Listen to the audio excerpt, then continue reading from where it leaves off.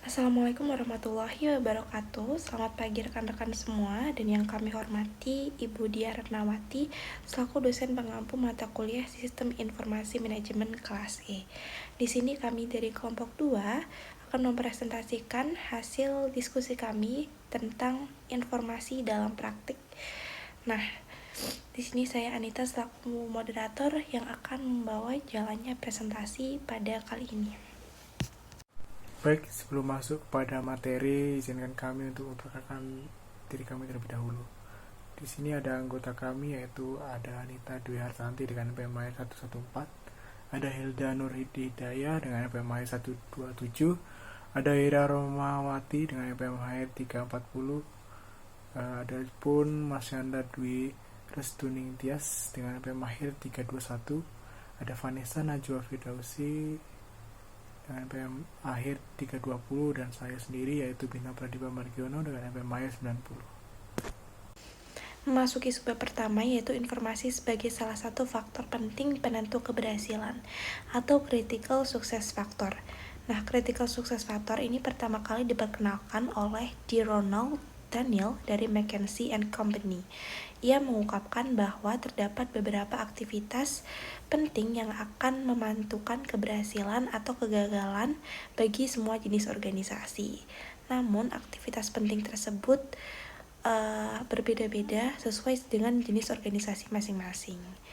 Nah, faktor atau aktivitas penting tersebut disebut sebagai CSF atau Critical Success Factor. Memasuki subbab selanjutnya, kita akan membahas tentang sistem pemrosesan transaksi. Sistem pemrosesan transaksi merupakan sistem informasi yang mengumpulkan data yang menguraikan aktivitas perusahaan, mengubah data menjadi informasi, dan menyediakan informasi tersebut bagi para pengguna yang terdapat di dalam maupun di luar perusahaan. Selanjutnya di sebelah kanan teman-teman bisa melihat bagan. Di sini di bagan ini diawali dengan pemasukan data. Nah, ini adalah tahap awal di mana data dimasukkan ke dalam sistem. Datanya dapat berupa data yang bersumber dari informasi input pengguna, formulir, mesin kasir, dan sebagainya. Nah, selanjutnya data kemudian diteruskan ke tahap pemrosesan transaksi. Di tahap ini, sistem memproses data yang masuk. Pemrosesan bisa berupa penghitungan, validasi, pencocokan data, dan lain sebagainya. Proses ini bertransaksi langsung dengan basis data atau database yang akan mengambil data dari basis data dan juga menyimpan hasil transaksi ke dalam basis data. Ini memiliki hubungan dua arah dengan basis data. Selanjutnya yaitu basis data. Basis data merupakan tempat penyimpanan seluruh data secara terstruktur.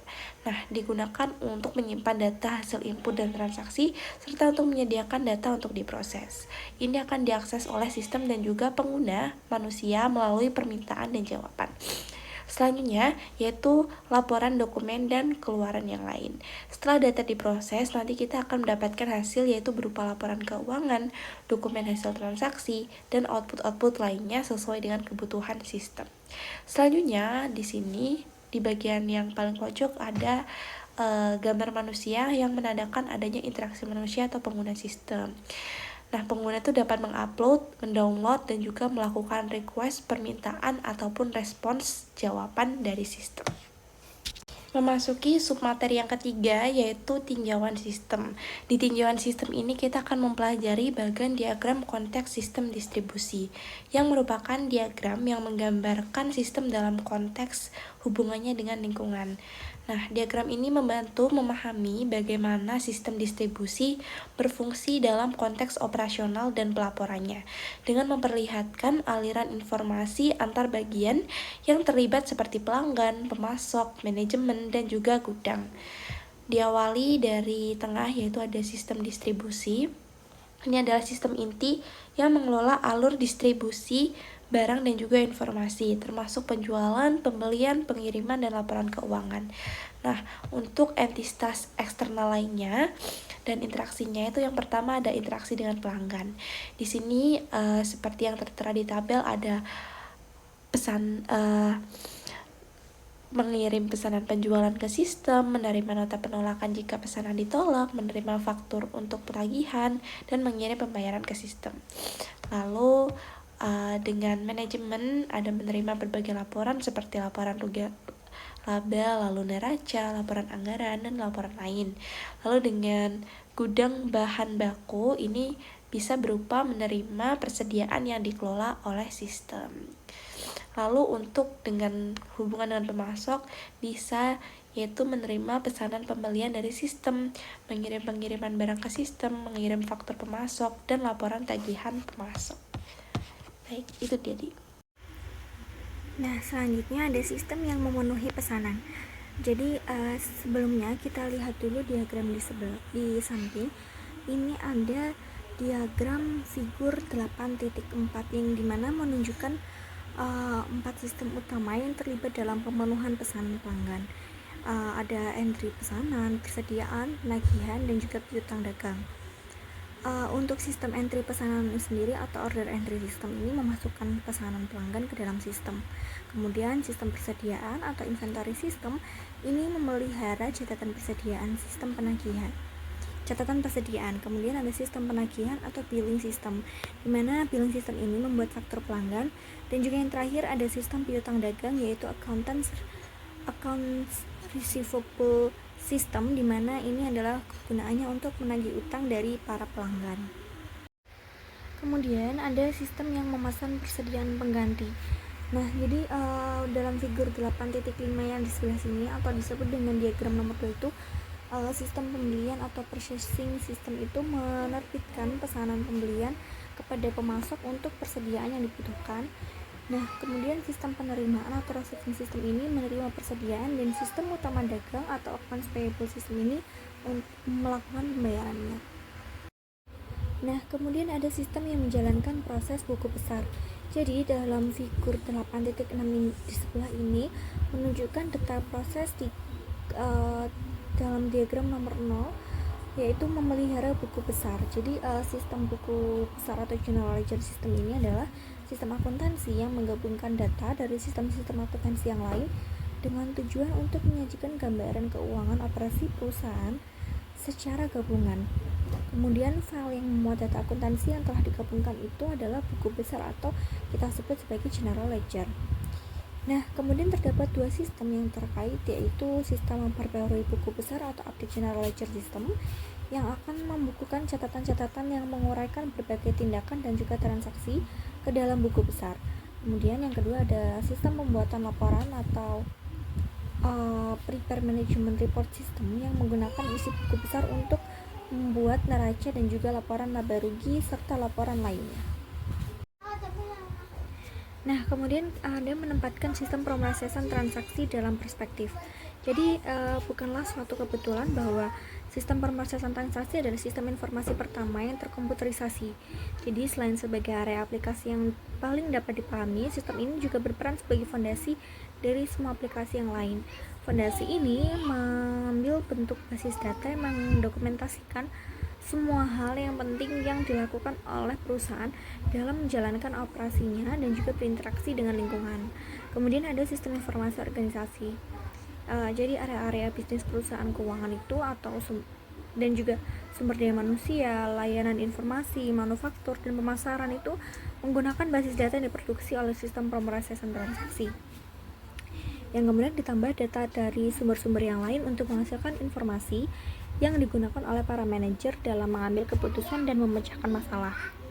Kemudian sistem informasi dikembangkan ini untuk setiap area bisnis.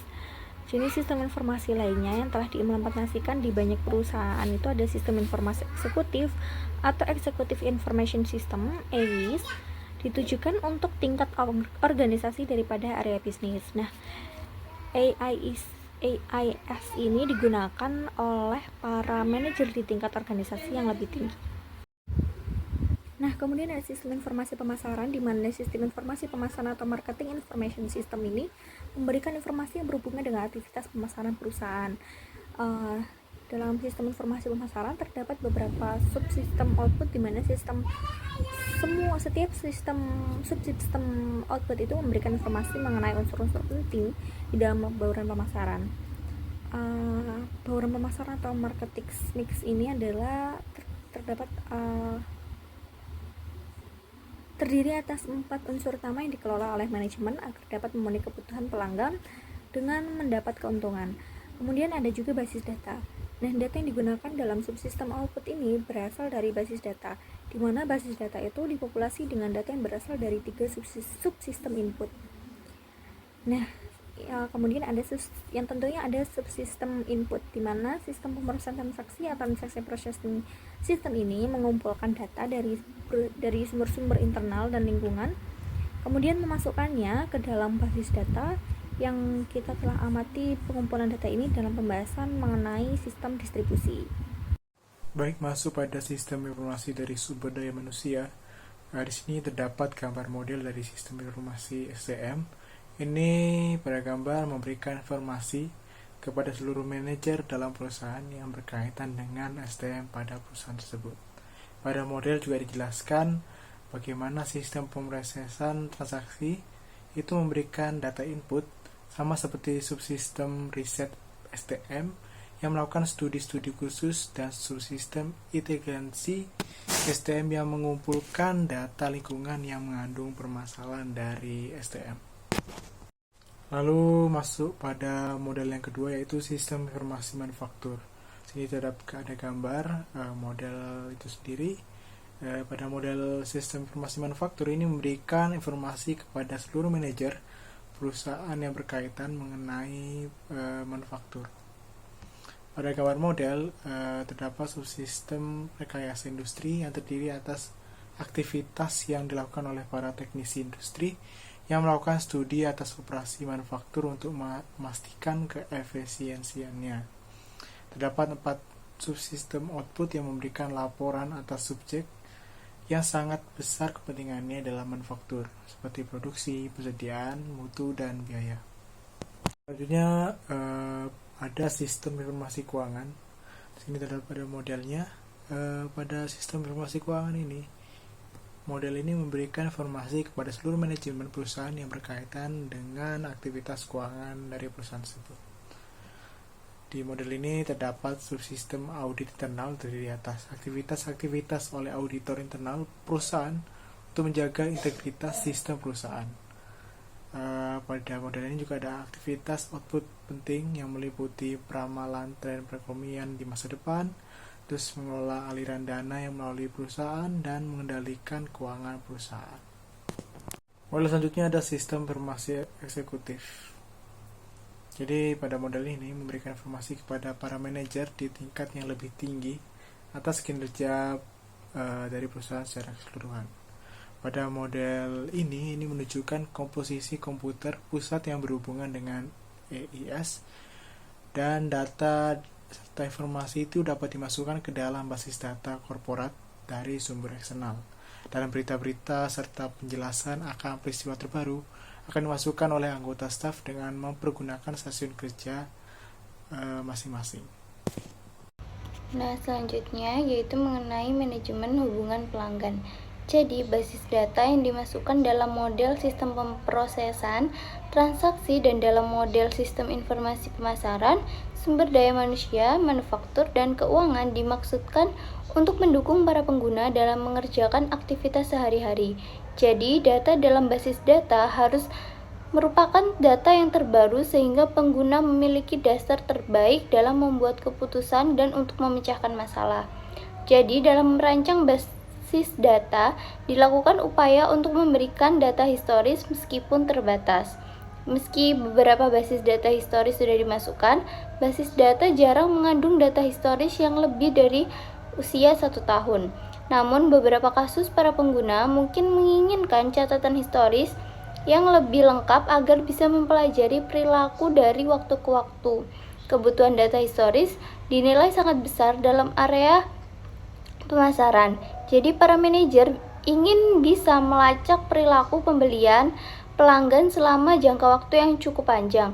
Jadi, kebutuhan ini merangsang strategi pemasaran populer yang disebut dengan manajemen hubungan pelanggan. Nah, manajemen hubungan pelanggan atau Customer Relationship Manager atau CRM adalah manajemen hubungan antar perusahaan dengan pelanggan sehingga baik perusahaan maupun pelanggan akan menerima nilai maksimum dari hubungan ini. Nah, selanjutnya di sini ada teknik drill down. Nah, teknik drill down ini ada 3. Yang pertama, tampilan ringkasan, bisa dilihat pada gambar yang di atas. Kemudian ada yang kedua, tampilan satu tingkat di bawah. Nah, bisa juga dilihat pada gambar yang kedua. Yang terakhir ada tampilan 2 tingkat di bawah, begitu. Nah, selanjutnya itu ada data warehouse. Nah, data warehouse ini adalah bagian utama dari data warehousing yang memasukkan data ke dalam gudang, mengubah isinya menjadi sebuah informasi dan menyediakan informasi tersebut ke para pengguna.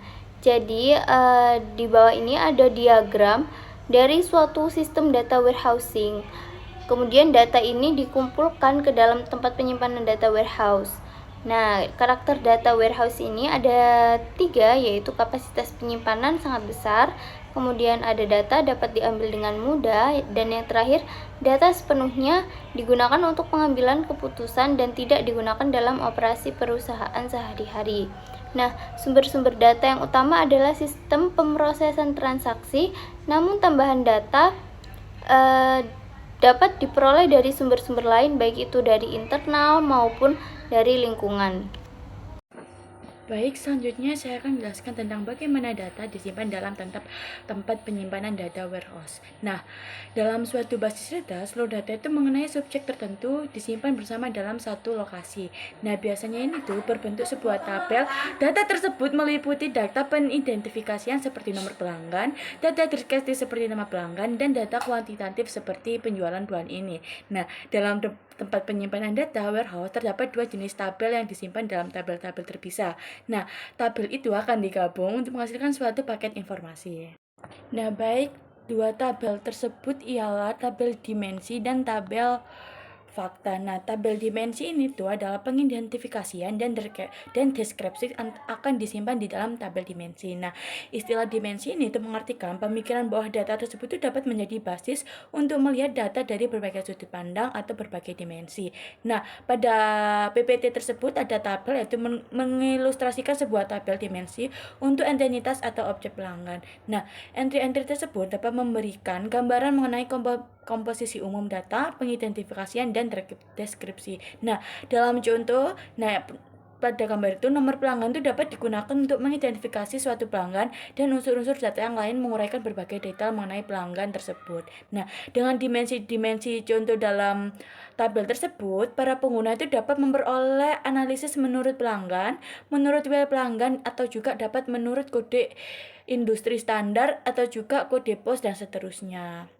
Lalu ada juga tabel fakta, di mana tabel-tabel yang terpisah yang di PPT itu disebut tabel fakta. Nah, tabel fakta ini berisi ukuran-ukuran kuantitatif sebuah entitas objek atau aktivitas. Nah, satu contoh tabel fakta itu dapat dilihat dari gambar itu, yaitu tabel fakta itu memuat data mengenai suatu aktivitas penjualan komersial. Sebuah fakta yang terdapat di dalam figur tersebut adalah ukuran dari aktivitas. Nah, beberapa dapat dinyatakan dalam unit seperti unit penjualan aktual dan unit penjualan anggaran. Sisanya itu dapat dinyatakan dalam dolar. Nah, dengan tersedianya jenis-jenis fakta ini, itu tuh dapat untuk menggunakan penjualan komersial, para pengguna itu dapat memproduksi analisis kuantitatif seperti unit penjualan aktual versus unit penjualan anggaran. Nah, rata-rata dolar penjualan per unit itu dapat juga komisi penjualan sebagai presentasi dari penjualan aktual dan bonus penjualan sebagai presentasi dari komisi penjualan. Nah, jika digabungkan dengan tabel dimensi, kita dapat membuat berbagai analisis seperti penjualan bersih menurut wilayah pelanggan atau juga pajak penjualan kode pos dan komisi penjualan menurut kode kredit. Pengguna ini tuh dapat meminta informasi yang melibatkan semua kombinasi dari dimensi dan fakta. Nah, baik, selanjutnya ya ini ada paket informasi. Nah, bagaimana sistem data warehousing itu mengetahui cara menggabungkan suatu tabel dimensi tertentu dengan suatu tabel fakta tertentu. Nah, 2 jenis data tersebut itu akan digabungkan untuk memberikan suatu paket informasi. Nah, paket informasi sendiri ini adalah mengidentifikasi semua dimensi yang akan digunakan dalam analisis suatu fakta aktivitas tertentu. Nah, pada gambar di PPT menyajikan beberapa contoh data, yaitu meliputi paket meliputi 4 dimensi yang dapat digunakan untuk menganalisis penjualan komersial menurut waktu, tenaga penjual, dan pelanggan dan produk. Lalu masing-masing dimensi ini tuh akan memiliki satu kunci dan satu dimensi tambahan atau lebih. Sebagai contohnya, yakni kunci pelanggan adalah nomor pelanggan. Dan di mana dimensi itu sebagai atribut juga atau sebagai variabel deskriptor. Nah, masing-masing atribut ini disusun dalam hierarki yang dimulai dari kenaikan terkecil di bagian atas hingga terbesar di bagian bawah.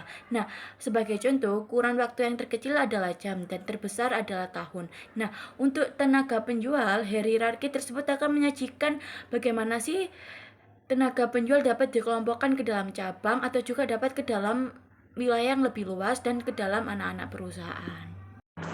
Baik, selanjutnya yakni skema bintang. Nah, skema bintang itu untuk setiap dimensinya itu ada satu kunci yang mengidentifikasikan dimensi dan menciptakan hubungan kepaket informasi. Nah, fitur skema yang bintang ini tuh memungkinkan diperolehnya informasi seperti yang pertama ada unit penjualan aktual menurut kode pos pada satu buah tertentu. Lalu yang kedua ada perbandingan jumlah komisi penjualan menurut wilayah penjualan selama 2 tahun atau juga 2 kuartal terakhir. Lalu ada penjualan produk berdasarkan pelanggan untuk setiap hari berjalan sampai dengan saat ini. Nah, skema bintang ini itu berfokus pada penjualan komersial dilihat dari segi pelanggan, tenaga penjual, produk, dan waktu. Lalu ada tempat penyimpanan data warehouse itu terdiri atas beberapa skema bintang dengan satu skema. Untuk setiap jenis aktivitasnya itu bisa dianalisis. Baik, selanjutnya yakni penyampaian informasi. Nah, penyampaian informasi adalah urutan terakhir dalam sistem data warehousing. Nah, sistem penyampaian informasi ini tuh mendapatkan data dari tempat penyimpanan data, lalu mengubahnya menjadi informasi dan menjadikan informasi tersebut sebagai para pengguna. Nah, informasi itu dapat diberikan dalam bentuk terinci atau dalam berbagai ringkasan singkat. Nah, selanjutnya itu ada perangkat lunak OLAP, yang dimana singkatannya itu Online Analytical Processing. Nah, OLAP ini memungkinkan pengguna berkomunikasi dengan data warehouse melalui GUI ataupun antarmuka web dan dengan cepat memperoleh informasi dalam berbagai jenis format termasuk grafik. Nah, di sini terdapat 2 pendekatan untuk OLAP, yaitu ada ROLAP dan MOLAP, yang dimana ROLAP yaitu menggunakan suatu sistem manajemen basis data relasional standar. Nah, sedangkan MOLAP ini yaitu menggunakan suatu sistem manajemen basis data khusus multidimensional.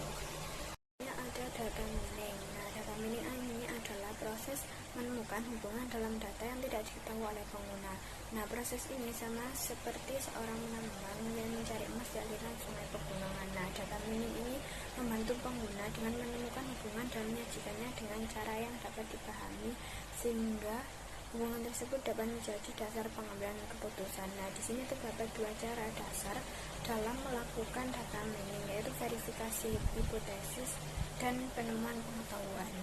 Itu ada contoh pendekatan verifikasi hipotesis. Nah, pendekatan seperti di atas itu dimulai dengan hipotesis pengguna mengenai bagaimana data saling terhubung. Nah, itu yang dimaksud dengan verifikasi hipotesis. Nah, kelemahan dari pendekatan tersebut yaitu bahwa proses pengambilan akan sepenuhnya dipandu oleh pengguna.